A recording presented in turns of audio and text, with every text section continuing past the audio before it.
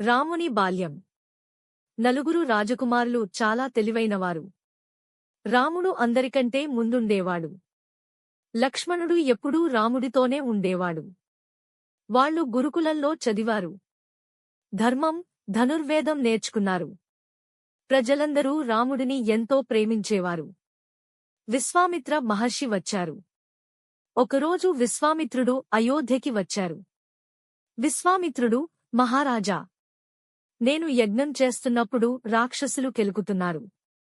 మీ కుమారుడు రాముడు నన్ను రక్షించాలి. దశరథుడు, రాముడు ఇంకా చిన్నవాడు. మీకు భద్రత ఎలా? విశ్వామిత్రుడు, ఆయన పరాక్రమశాలి. మీకు గర్వంగా ఉంటుంది. నరేటర్, రాముడు, లక్ష్మణుడు మహర్షితో బయలుదేరారు. తాడక, సుబాహులను సంహరించారు. ఆ తరువాత సీత స్వయంవరానికి వెళ్లారు. సీత స్వయంవరం. మిథిలా